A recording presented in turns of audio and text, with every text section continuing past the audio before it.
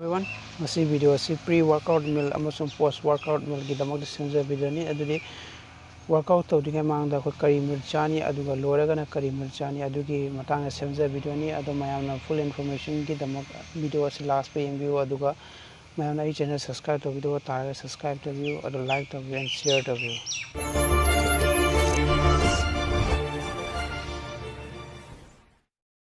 Pre-workout meal haibase koi warang workout tawde mangda chakada meal do pre-workout meal kawi adu mayam pre-workout meal se gym starting hai mangda 1 hour mamangda koi chakada meal le adu di 1 hour give to koi chagi bakaya do absorb oiraga madi digest oiraga horen gym sana matamda problem oiro adu idama koi 1 hour mangda chakada mani pre-workout meal haibase aduga pre-workout meal da chado ise mainly protein amasu carb ni adu di carb tuna koi horen 1 hour nata 2 hour ena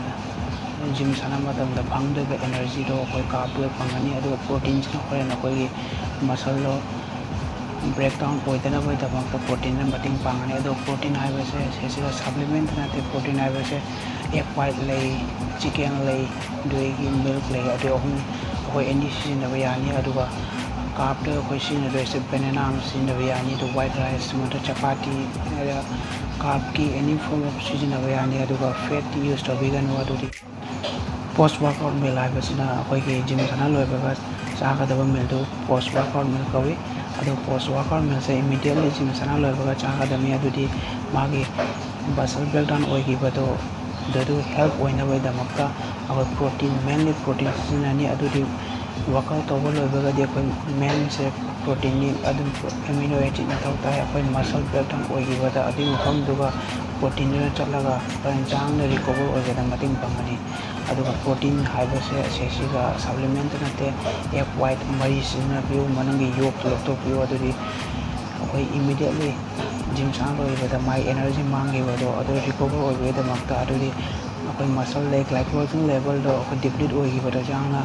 my recover oigada makta koi sesiga fruit amasina ne adu do fruit mating na koi glucose to replace oini adu gida makta mayam fruit se any fruit sina bayani adu mainly koi jum na present oiba banana adu di banana amana trani sina view aduga white eggs adu di my egg to white part to jidi mainly protein jum da su phangba aduga yamna su tangdaba aduga protein supplement chaluba taragadi my expensive oil adu mayam chana bu kin hedu ida makta mayam egg white to sina view aduga post workout ta mainly janga digest oil protein sina view aduga din matam chicken saba taragadi kuina changai digest oil bada post workout ta mayam egg white to sina view adu 3 na jo 4 egg white all egg white na te mai manung ki yellow part la to view aduga glucose ki damakta mayam freedom sina view adudi jumda su fangba akoigi banana amana trani sina view aduga na akoigi glycogen level deplete oigi beto replace oigi mating pangani masi video se mainly pre workout amasung post workout kini ado mayam na video se view aduga any information khangau daba leraga su please comment to video masi di matang na solution jarage mayam na channel subscribe to video ko taraga please subscribe to view like to view and share to view thank you matang su fitness and health related video upload to jaragani